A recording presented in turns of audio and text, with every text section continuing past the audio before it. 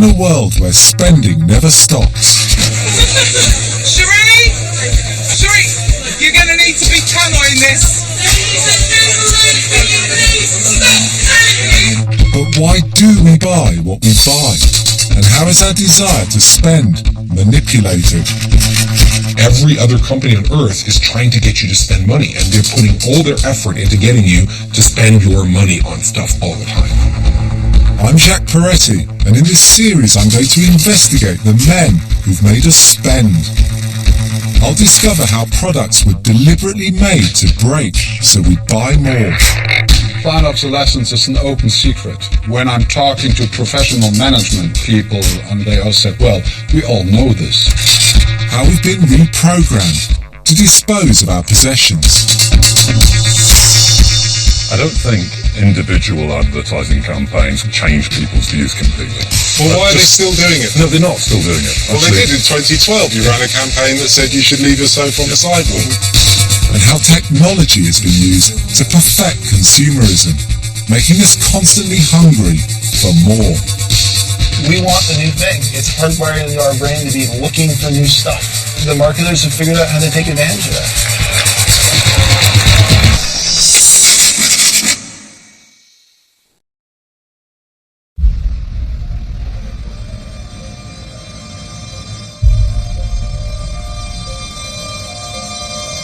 This looks like a concert, but it isn't. It's a lavish promotional video for the launch of a new gaming console, the Xbox One. 5, 4, 3, 2,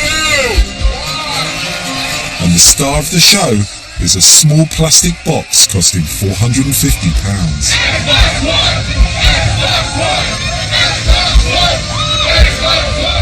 Consumer technology has moved centre stage. This footage shows how it's treated with an awestruck reverence once reserved for A-list celebrity. Except now, it's a console. An Xbox learned about the orchestrated hysteria around a product launch from the masters, Apple. For the past 7 years, people have queued for hours, or even days, to get their hands on the latest upgrade. You've been out here 15 days, 2 weeks, and 1 day.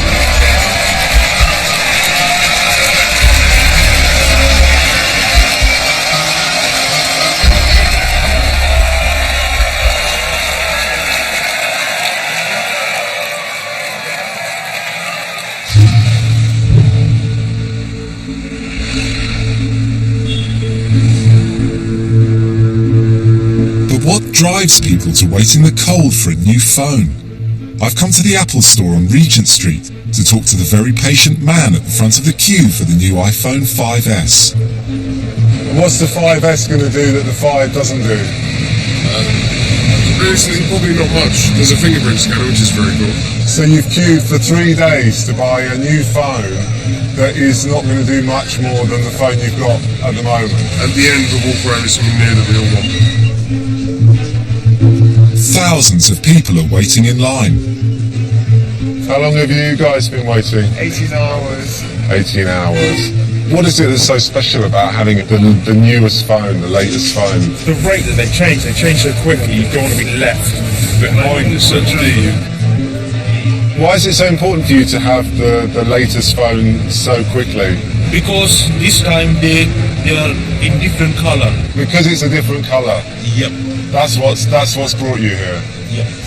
It's a part of my life at the moment.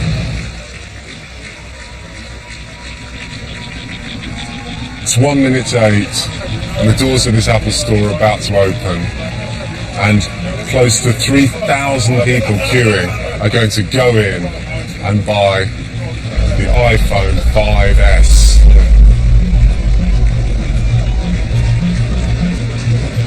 And the allure, the magic of owning that phone, the new phone, is still there.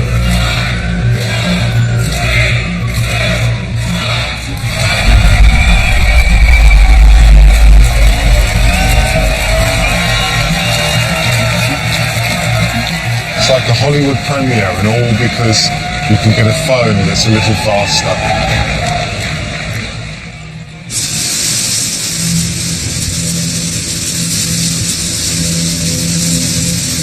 But the flip side of the hysteria for the new is that the new becomes unwanted fast. Yesterday's desired item is tomorrow's piece of trash. This is a waste facility in California, like thousands across the globe. Except this is one with a difference. There are boxes and boxes of shiny, new, unopened technology.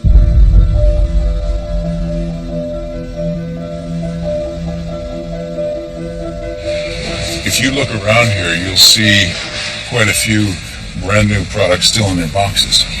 Yeah, there's some printers there. Yeah, brand new, never been opened. Here's a bunch more right here. And wow, those are... They've never been used. Never These, been all used. these are, wow. Yeah. So those are products that, for one reason or another, they decided that they would rather destroy than try to sell to somebody who might need them. This cycle of things becoming almost instantaneously obsolete is at the heart of consumerism today. After festivals, sites are strewn with brand new tents used just once. Many of us are happy to spend and discard, and it's this churn of products that supports our whole economy. And the concern is that our economic recovery is being driven once again by consumer spending. We live in a world of almost limitless consumption, but this didn't happen by accident. The cycle of relentless spending and throwing away was engineered.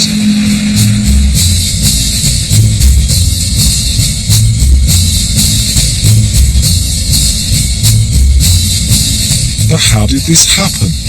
To discover its origins, I've come to Berlin.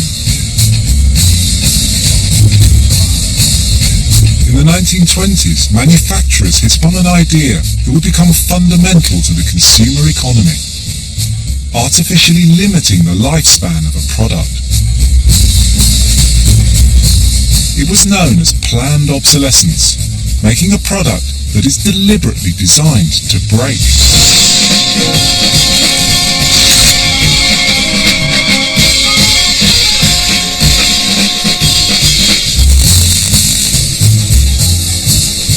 Planned obsolescence began with one of the most basic consumer products of all, the light bulb. This is the former Osram factory in East Berlin. It hid a secret about light bulb production until the fall of the Berlin Wall. In the early 1990s, long-forgotten papers were discovered in this factory. They revealed an extraordinary secret deal that would provide the template for the consumer obsolescence we live with today. In the 1920s, a coordinated decision had been taken by a global cartel of companies to reduce the lifespan of bulbs. It was known as the Phoebus Cartel. The cartel's origins came from the chairman of Osram. His name was William Meinhardt. Meinhardt wanted to standardize and control the way in which light bulbs were manufactured. In 1924, the world's biggest electrical companies hammered out a deal in Geneva. Its aim was to increase profits by fixing prices and production quotas. It would also dictate the length of time a light bulb could last. What's extraordinary is that the rules governing the way the cartel would control production were all written down in minute detail.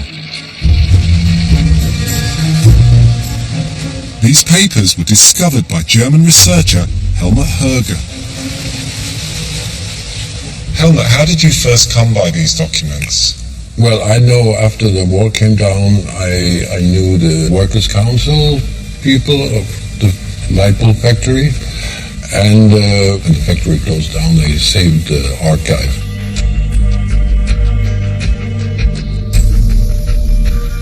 This first point is, one, control. The life of general lighting service lamps shall be controlled. Before the Phoebus cartel existed, how long did a light bulb last? The light bulbs lasted 2,500 hours. And after the Phoebus cartel? They reduced them down to 1,000 hours. The bulb that comes off the assembly line today has a filament of pure metallic tungsten that burns white hot for 1,000 hours.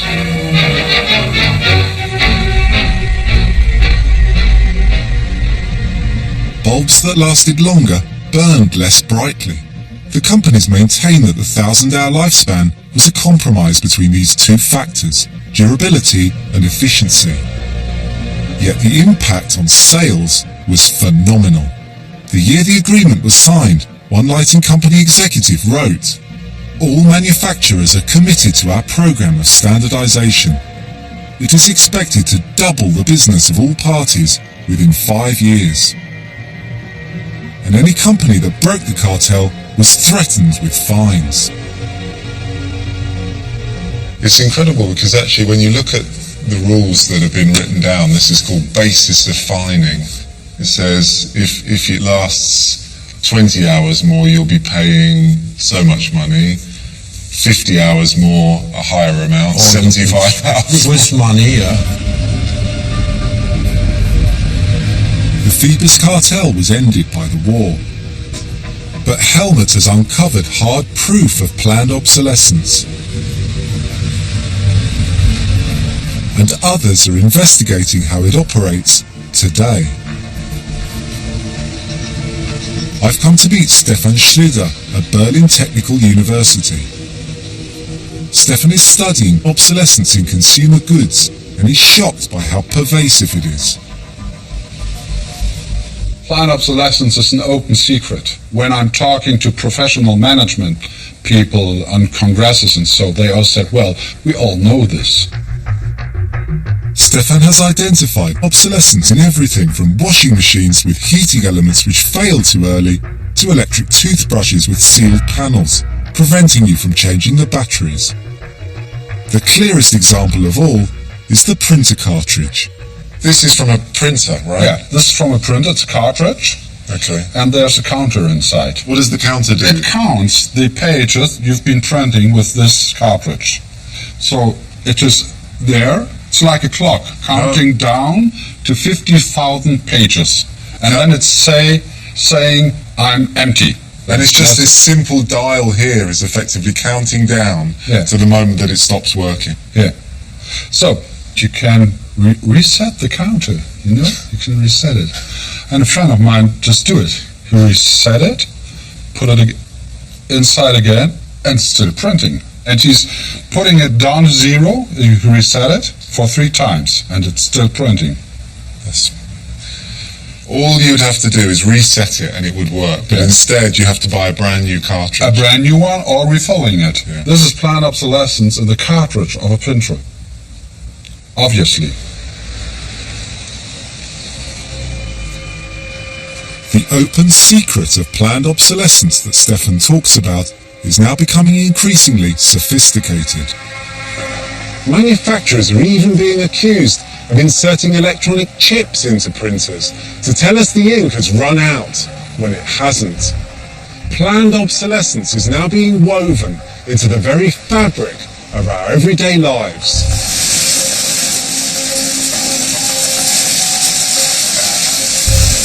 We live in a world of products designed to have a limited lifespan and accept it. But why? Because the idea of continual spending is deeply embedded in our collective consciousness. Not as a needless activity, but as a duty. A duty to consume.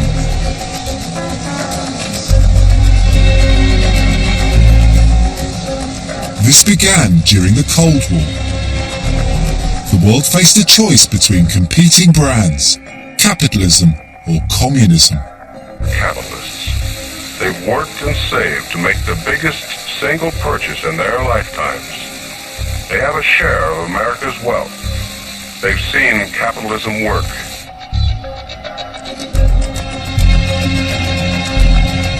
I've come to meet Elizabeth Cohen of Harvard University.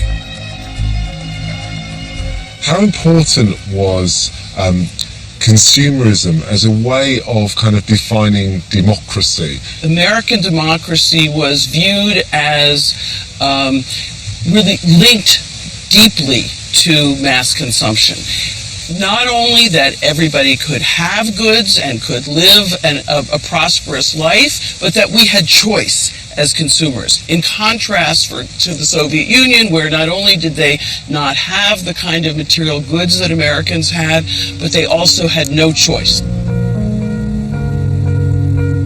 in the 1950s, cracks were already beginning to show in the edifice of consumerism. In 1951, Ealing comedy The Man in the White Suit wryly satirized the idea that the public were being duped by companies using obsolescence. Set in the heart of the industrial North, it imagined what would happen if a product were to be created that never broke.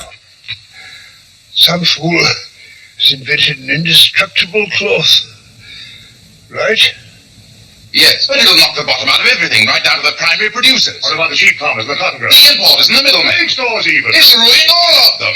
It wasn't only the mill bosses, the mill workers were unhappy. Now what do you think of him?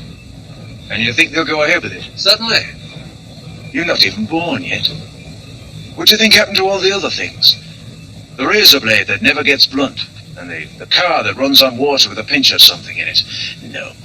They'll never let your stuff on the market in a million years. The film reveals that far from being a time of consumer naivety, the 50s saw an acute awareness of an economy built on obsolescence and an active debate about whether the tactic of making goods to break was acceptable. But consumerism was about to face a bigger problem. People weren't buying enough new things fast enough. There was an assumption for, I would say, at least a decade, that there was no end to the prosperity that would come with mass consumption.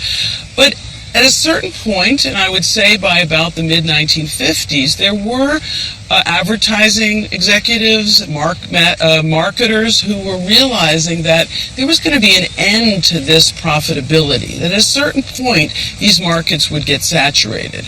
And what would happen then? And they experimented with different approaches.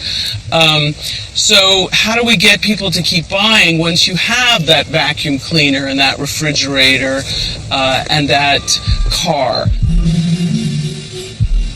If consumerism were to speed up, as manufacturers wanted, they needed a new and far cleverer plan. The answer lay with an idea from one man, the psychological reprogramming of the consumer. His name was Alfred P. Sloan, the head of General Motors. Pessimism has no place in the American scheme of things. I'm the greatest possible optimist on the future of America and our whole system. His 33 years at the helm saw the company become the biggest car manufacturer in the world. Before GM, Henry Ford had dominated the market with one uniform car, the Model T, and the slogan that you can have any colour as long as it's black.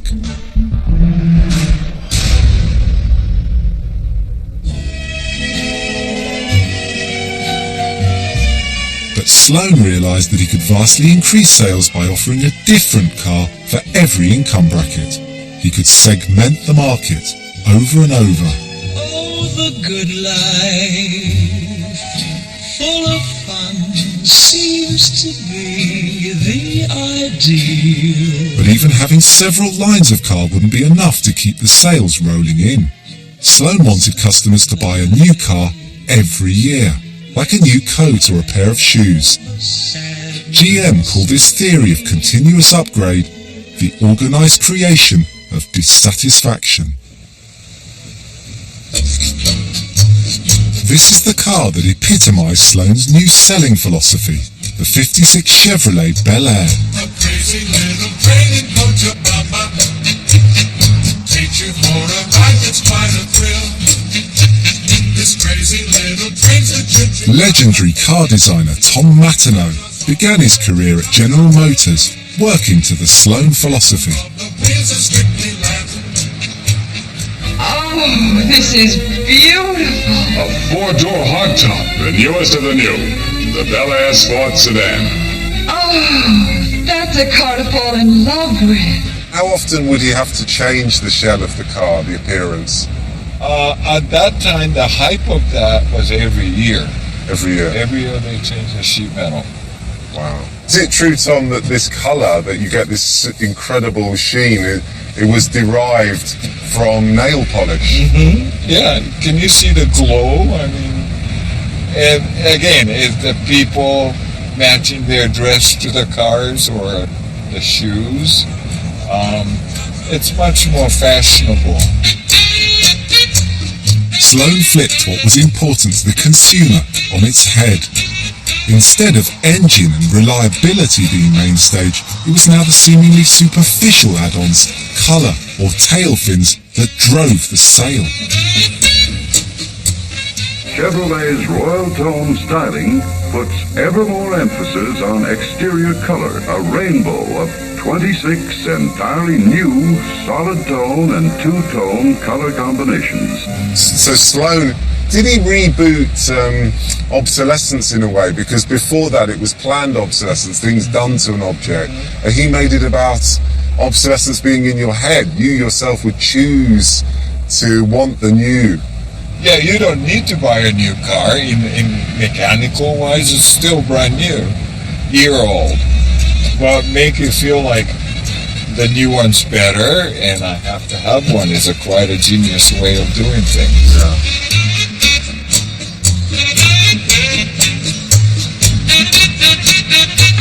Soon, this idea, the organised creation of dissatisfaction, spread across the Western world, helping to drive economies during the boom years of the 1950s and 60s, and to Britain as we came out of austerity. Bathrooms go on getting better every year. They can be improved inexpensively, but it's nice to have a peep at one where money's been no object.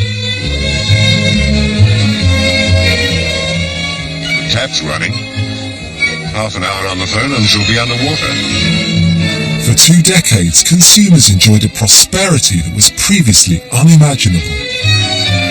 The British had embraced consumerism and spending with as much enthusiasm as the Americans had before us. We enjoyed redoing our homes, changing our cars on a regular basis. But this new consumer paradise was about to be hit by hard economic fact.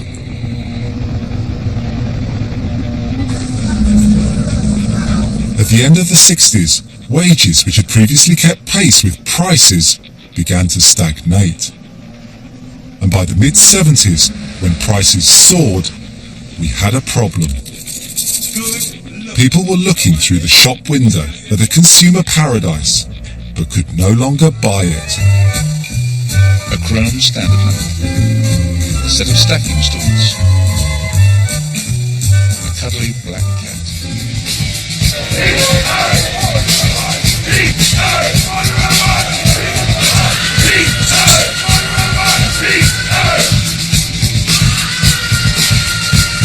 In 1974, this double whammy of rising prices and stagnating wages reached crisis point with the miners' strike.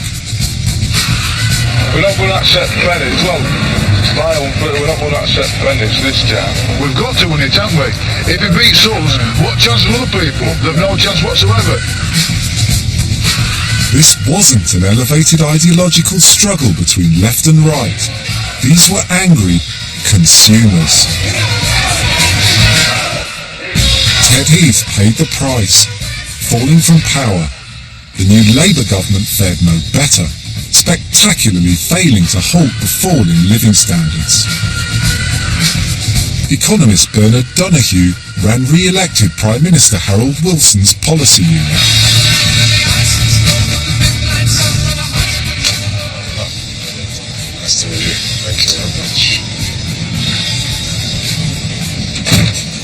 And I don't think the Labour government fully understood, and I know I, in number 10, didn't fully understand, that the squeeze on real incomes, producing falling real incomes in the second half of the 1970s, meant that the workers wouldn't put up with it anymore.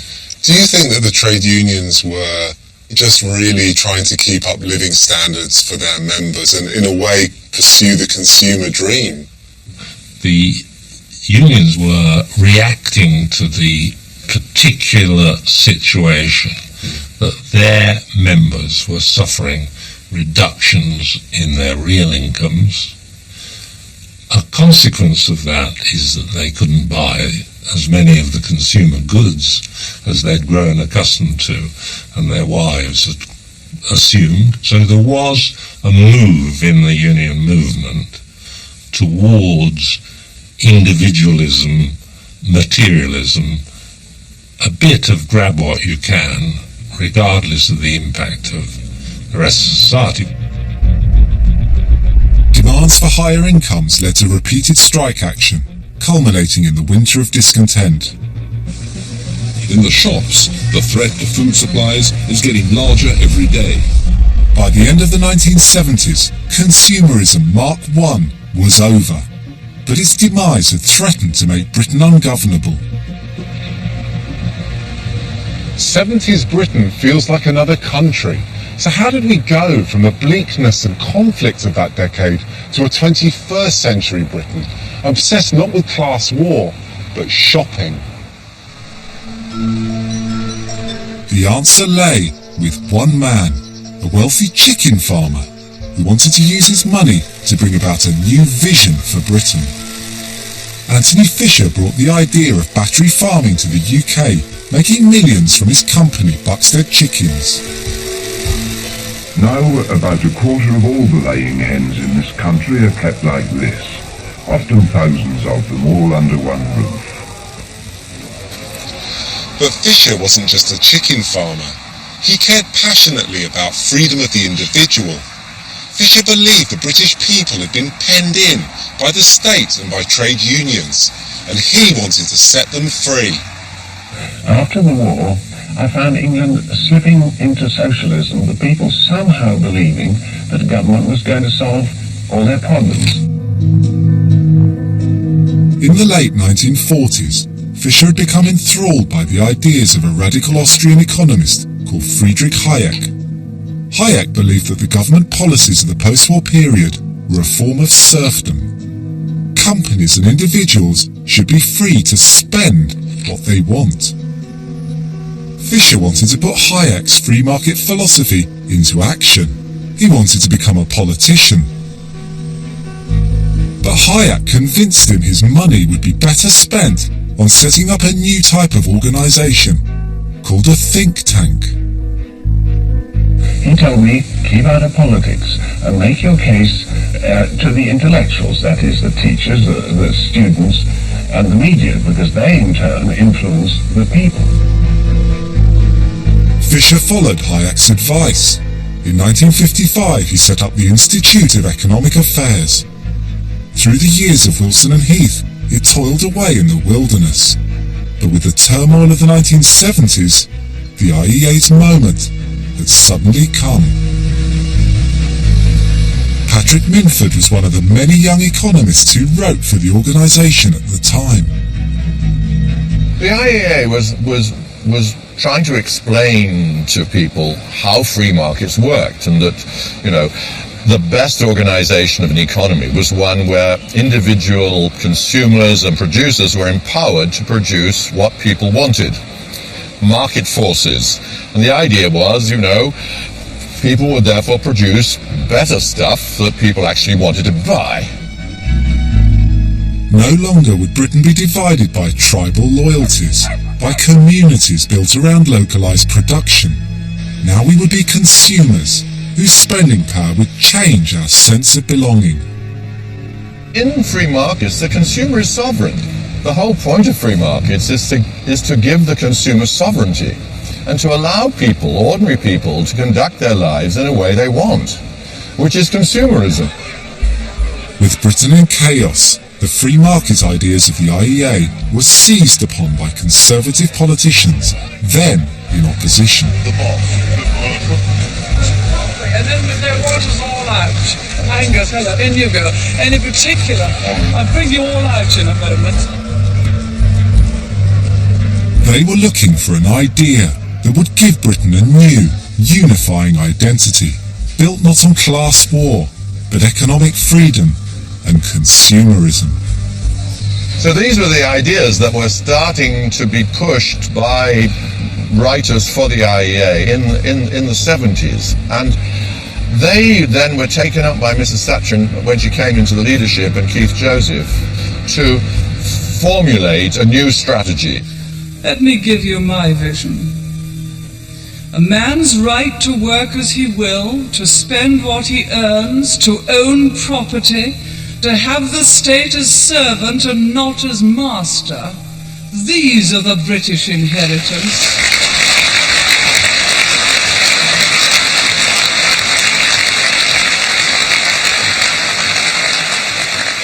They are the essence of a free economy, and on that freedom all our other freedoms depend.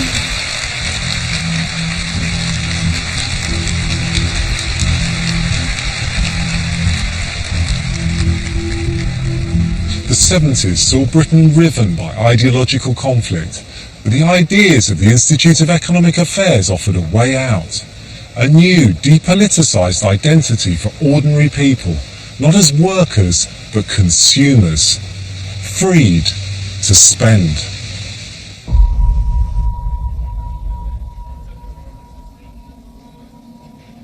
The politicians promised us prosperity built on the economic freedom of this new consumerism Mark II. But to some, this wasn't salvation. It was brainwashing. Just as 30 years earlier, with the man in the white suit, consumerism was attacked on film.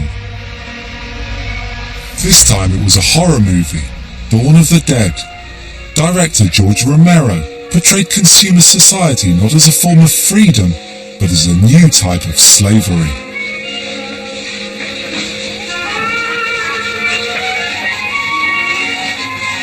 To Romero, the consumer was not an individual, but a zombie, blindly following the herd into the shopping mall.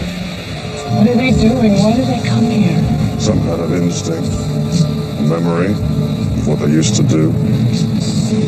This is an important place in their lives.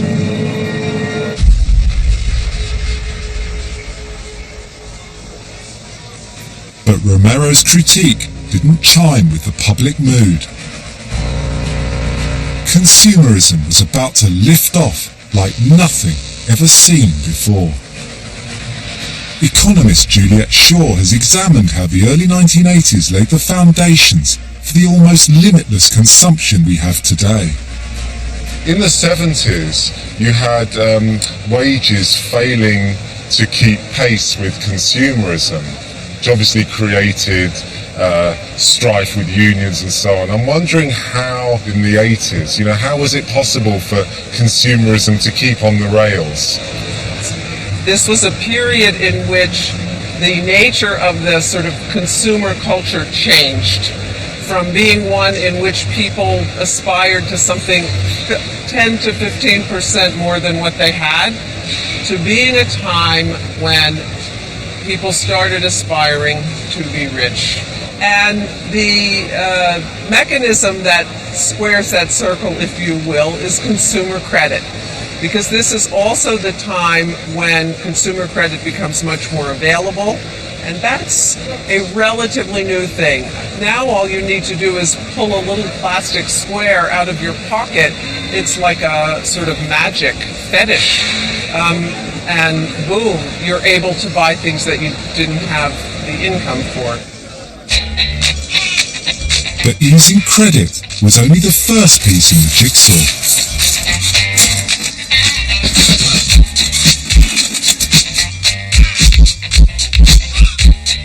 A new technological innovation would also transform choice and make goods vastly cheaper.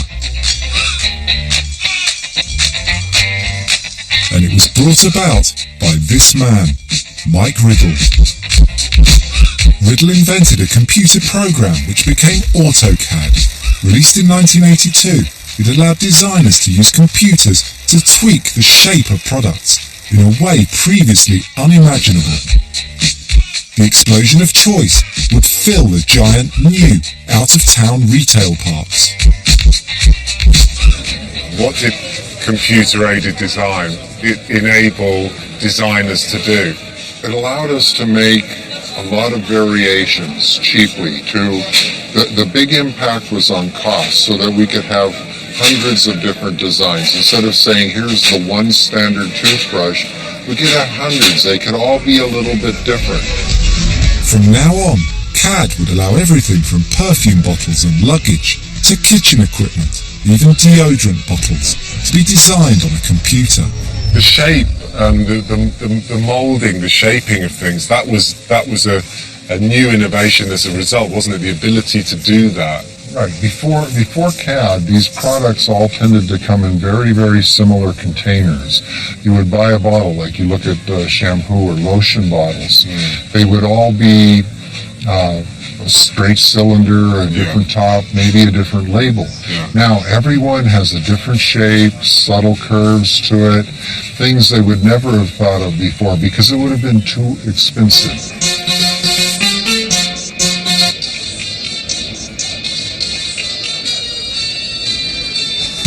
By enabling an array of dizzying choice, CAD made things desirable and cheap. And this new 1980s world of consumer wonder created an unprecedented consumer binge. New products become very important. The turnover in the fashion cycle really shrinks, and that's part of what my research shows, which is the amount of time between when a household or a person buys something and when they discard it because it is no longer socially valuable, not because it doesn't work anymore. It still has utilitarian value, but because it is passé. It's no longer something that is worth anything because there's a new model out. And the trailblazer for disposability was the reinvention of the watch. Swatch's supercharged ads show how they turned an old-fashioned business based on quality which lasted a lifetime into the symbol of 80s fast, disposable consumerism. These days, it's fashion that makes us tick. Swatch, the new wave in Swiss watches. Oh wow, this is your collection of watches. Yep. Darren Clare worked as head of sales for Swatch in the UK. Darren, how was Swatch able to turn a watch from something that you had for a lifetime to basically these, owning one of these and then wanting another one and another one and another one? I think really the key was linking into the fashion industry and also having 100 plus new watches every single year being launched. So we had a spring, summer and an autumn winter collection every single year. As glamorous as a Duran Duran video, the ads were aimed at young, fashion-conscious consumers. I like your Swatch. Sink or swim in it, work out in a gym in it. The Swatch is made to take it because it's Swiss made. Swatch! And it was brand new. I mean, I think it was literally market changing because nobody had done anything like this before.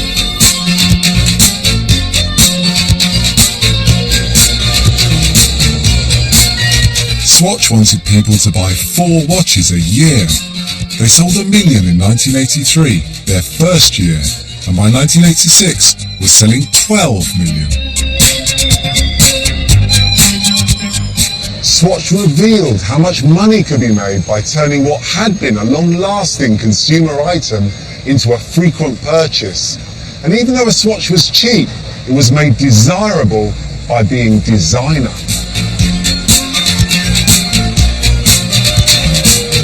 The designer revolution of the 80s and 90s cloaked a tidal wave of cheap goods onto the high street that we bought and discarded without shame. But it's one company that epitomised the new junction of cheap throwaway goods and designer lifestyle aspiration like no other. IKEA. I had to have it. The Klipsk personal office unit, the Hovertrack home exerbike, or the Johanneshovd sofa. IKEA's totemic place in consumer culture was first highlighted in Fight Club. I had it all, even the glass dishes with tiny bubbles and imperfections. IKEA was singled out as the brand Edward Norton's anti-hero cannot escape from. His obsessive desire to fill his house with their furniture shows how consumerism has taken over his life. It wasn't just Edward Norton's character in Fight Club. We were all rushing to conform. Like everyone else in Britain, I filled my house top to bottom with IKEA.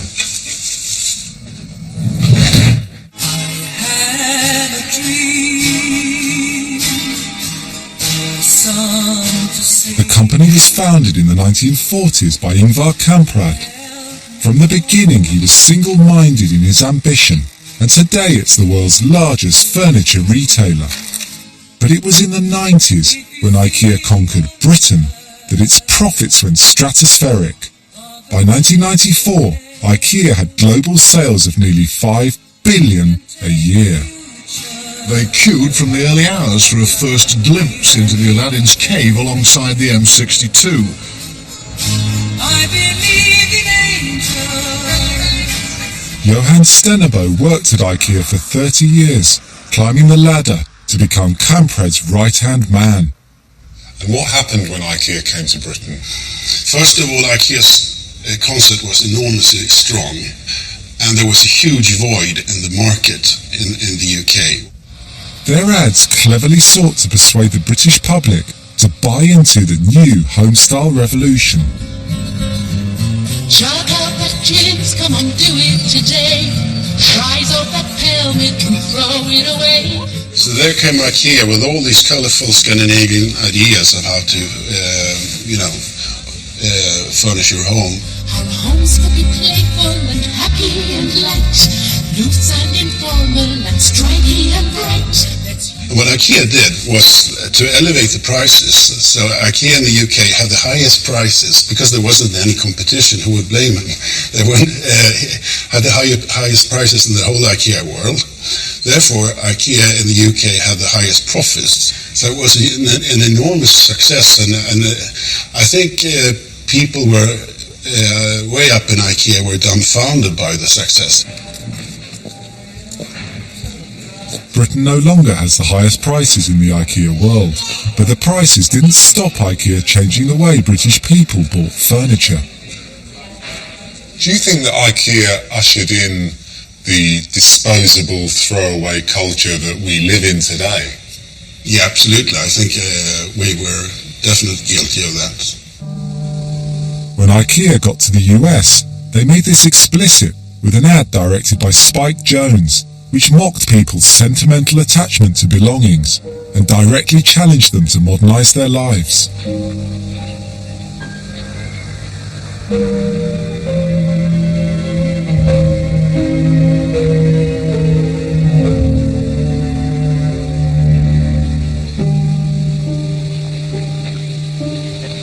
Many of you feel bad for this lamp. That is because you're crazy. It has no feelings, and the new one is much better. What IKEA did was an extraordinary trick, which was to take the idea of home furnishings, of furniture, which was traditionally a big ticket purchase, something you bought for life, a sofa, and to make it essentially the same as a packet of crisps that you throw away. You know, everything, no matter how big it is ultimately disposable. Regardless if it's a sofa or a mug, it's designed with a fashion. And fashion tends to be have a limited lifespan. You can still find this throwaway idea in IKEA's marketing. This print ad from Canada dates from 2012. But IKEA prides itself on its green credentials, like a program to get all its wood from renewable sources by 2020. Steve Howard is the global head of sustainability. I wanted to ask him how the company square the contradiction of their green ambitions and their ads. Steve, I asked one of your former senior executives if IKEA had ushered in the throwaway consumer culture, and his answer was, yes, we definitely did.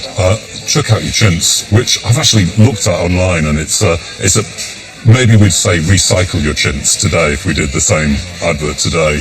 The whole IKEA business idea is trying to make beautiful, affordable, sustainable, quality products that are good in people's homes. And the people behind the campaign to leave the lamp on the sidewalk, they said that this was actually a campaign to overcome the durable goods mindset of the consumer. So this was IKEA engineering a change in the way we look at the products we're buying so that we can throw them away. I don't think individual advertising campaigns, whatever the advertising executive was thinking at the time, changed people's views completely. But why run a campaign if you're not trying to do that? And we wouldn't do that today.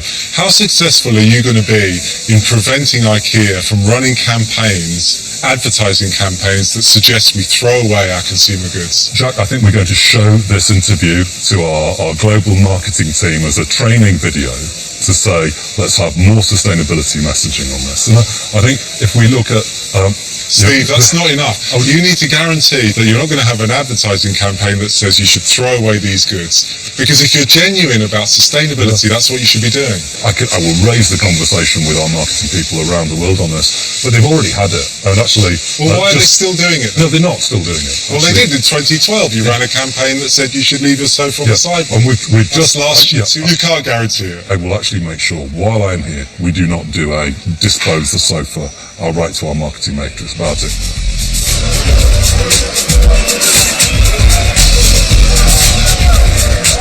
"20 years after it first came to Britain, IKEA was still provoking hysteria when opening a new store at Edmonton in North London in 2005.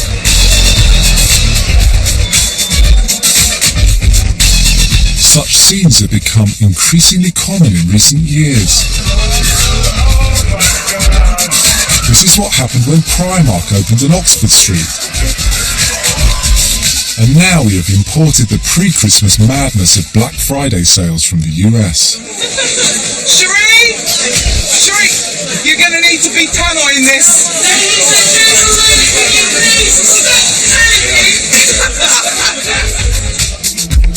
But the biggest example of consumer frenzy in the last 10 years was the 2011 riots, which cost an estimated £200 million and affected 48,000 businesses.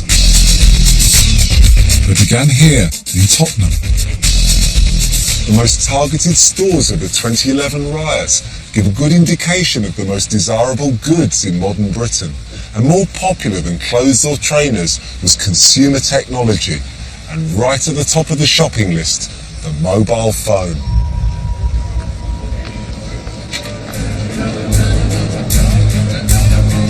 The choice of phones as a prime target for the London rioters was evidence of the hold these items have over all of us. And at the heart of their allure is the idea of continuous obsolescence, the perpetual, never-ending upgrade, first dreamt up by General Motors over 50 years ago. And the man who perfected it for contemporary consumerism was Steve Jobs.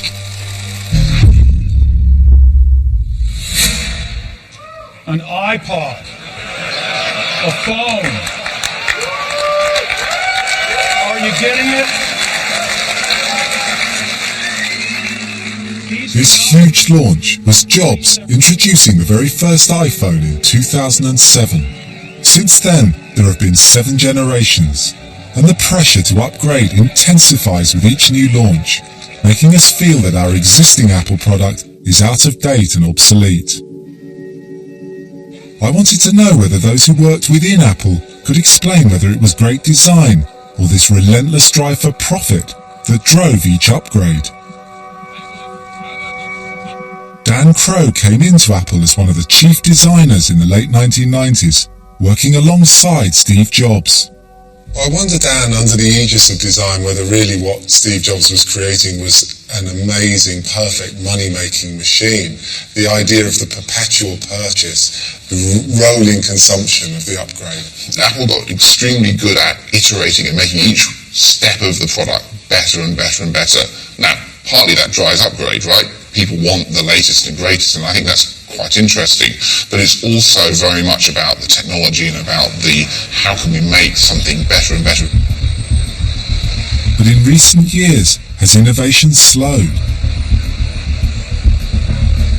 So if you look at the latest iPhones, you can make it a little bit faster and a little bit nicer, and you can put gold on the back, and you can put a fingerprint sensor on, which is great. But it isn't actually that different from the generation that came before. I think we're seeing sort of the natural plateauing of the product. It's reached its peak. It's probably about as good as it's going to get. Apple have perfected the idea of obsolescence first revealed in the 1950s, making us want something a little newer, a little better, a little sooner than is necessary.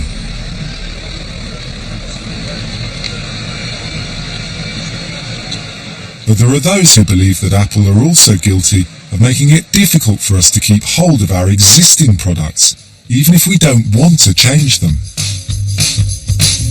Back in 2004, the jewel in Apple's crown was the iPod. The silhouette motif of its advertising campaign emphasized the product's universal appeal. 1, 2, 3, take my hand and come with me because you look so fine that I really want to make you mine. But two brothers here in New York City started their own campaign, which they called iPod's Dirty Secret, that the batteries didn't last more than 18 months. Thanks, welcome. Nice to meet you. Yeah, good to see you. Come on in. Thanks for your time. Casey, what prompted the campaign? Well, this is 10 years ago now. I'd just gotten the iPod, and it was $400. So a year later, or a year and a half later, when the battery died, I wanted to fix it. I wanted my iPod back. I called the Apple 800 number, the Apple Care number, and I explained that my battery was dead. Is the battery, how long is it? How old is it? About 18 months old. 18 months, okay, it's past its year, which basically means there'll be a charge of $255 plus a mailing fee to send it to us to refurb it, to correct it. But at that price, you might as well go get a new one.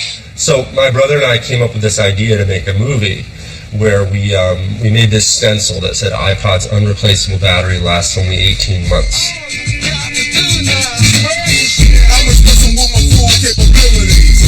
And then we spray painted using that stencil on all of those ubiquitous iPod silhouette advertisements that were all over the city. Then we posted that movie online, and it went crazy. So how many hits were you getting? Well, it was tough. This is pre-YouTube, but I think we did around 5 million views in a couple of weeks. And what did Apple do? Apple didn't really address it. They did shortly thereafter change the policy and enact a battery replacement policy. But it's built-in obsolescence, isn't it? It absolutely is built-in obsolescence. Casey's campaign has kicked off an entire movement dedicated to fighting built-in obsolescence. Here in California, a new consumer fightback is now underway. I've come to San Luis Obispo to meet one of the leaders. Carl? Hi. Carl Wiens runs a collective called iFixit. They tear apart new technology to work out how to mend it, something they say big companies like Apple actively discourage. Carl, I've got an iPhone here and the battery is wearing down. I charged it this morning, it's gone down 10% already, and it's a year old. Why is it going down so quickly? The physics of these batteries, they wear out after a finite amount of time. It's a consumable, just like the tires in your car. You have to replace the battery in a phone every once in a while. The real problems with changing the battery on the phone emerged with the iPhone 4. When they released this phone, they included some new screws that we'd never seen before. So these are 5-pointed star shape screws that we had never seen in all our years of taking electronics apart. Apple invented a brand new screw specifically for this phone to keep people like you and me out. They don't want us in here able to replace our own battery. And I decided that that wasn't okay. And so I reverse engineered their screw, and we started making and selling screwdrivers for the iPhone. So you invented the screwdriver that will now open this phone. Right. So let's dive into this one. Yeah. So that's the screw. You can see it's pretty tiny. Yeah. Once you get inside the phone, there are actually Phillips screws. Right. Which continues to show the irony. They're only using these pentalobe screws on the outside to prevent you from getting in. It's basically like a barbed wire fence, isn't it? To stop you getting in. But then once you're in the phone, you've got recognizable screws that you can deal with. Right. Absolutely. It's just a gateway. They're preventing you from getting inside. Once you're in, it's just like any other phone. It's very easy to work on. Apple told us that they work hard to make the most beautiful and highest quality products and devices in the world, using state-of-the-art technologies. They say their products last longer, retain more of their value, and are better supported than all other products in their industry. Apple wouldn't be interviewed by me. They suggested we speak to tech analyst Benedict Evans. I wanted to know whether upgrade culture mastered drive to make us spend more. Do you think the iPhone is improving? I think we are still seeing really dramatic improvements in what these devices do. Is that really true? Because I spoke to Dan Crow, who is a designer for Apple, and he said that actually what's happened with the iPhone is that it's kind of plateaued. So specifically the new iPhone has a 64-bit chip which gives roughly double the performance of the same battery life. It has a camera that can record slow motion video in near darkness. It has a built-in fingerprint reader. Well, I talked to the people in the queue who were waiting for the 5S, and I asked them why they were buying the 5S, and they didn't say because it's got all these amazing new technological innovations. But you shouldn't have to know that. As a consumer, you shouldn't have to know why... it's not the consumer's job to know that something is better. It's not the consumer's job to have an opinion on things that they haven't seen. Could you tell me about the iPod? When the iPod was developed, what was the thinking about having a non-replaceable battery? If you make a battery removable, you've got to completely redesign the device. You've then got to put a plastic case around the battery, and then you've got to create a plastic socket inside the device, and then you've got to create a removable case that will come off. You've added actually quite a lot of extra just volume to the product, and then you've got to redesign where everything is inside to make room for all of this. So what you're saying is that there's a trade-off. If the consumer wants a sleek product, they're going to have a battery that's non-replaceable, and that's the deal, and they're choosing that. Well, I think that's the thing. Is it not ushering in a kind of disposable culture, the culture of the upgrade that we have today? And it's about relentlessly buying the newest, the quickest, the sleekest, and that is, by its essence, the throwaway culture. I think that's an argument that says that actually we were a lot better off, we had much lower consumption, we had much slower lives when 80 to 90% of the population were peasants. And the story of humanity's move away from peasantry and a life expectancy of 25 or 30 is in part the story of consumption. It's very hard to separate change and improvement from the improvement in people's lives. So you think it's right that we have a culture where companies are prepared to upgrade things relentlessly and that we throw these things away? Well, I don't think that's really the right way of looking at it. Companies are continually struggling to make better products. The reason why I can turn on a TV set and have a reasonable expectation that it will turn on and never fail for the next 15 or 20 years is because companies are continually striving to improve their products and make better ones. Consumer technology must deliver never-ending improvement to sell to us, which means we've now reached the pinnacle of obsolescence with the mobile device. But as technology expands to every consumer purchase, the need to upgrade will become an inescapable fact of life. The destination of a journey that began back in the 1920s with the humble light bulb. Manufacturers then had what seemed an impossible dream: to engineer consumer behavior through planned obsolescence. Today we live in a world of relentless, continuous spending, not so much because we were manipulated, but because we, the consumer, chose to be part of the project. Okay, ready? Next time, how fear is used to make us spend. I relieve the fear. I relieve the anxiety. How our deepest emotions are manipulated. People tell me, wow, I want this car. Why? I don't know. That's good marketing. I'll meet the men who've made a fortune from exploiting our anxieties. You've no idea how much money you made. Yeah, I was lucky to be part of an incredible organization. That's one way of putting it. What secret methods do shops use to make you buy? Take a ride on the Open University's shopping carousel and find out what influences you while you're shopping. Go to bbc.co.uk/menu made us spend and follow the links to the Open University.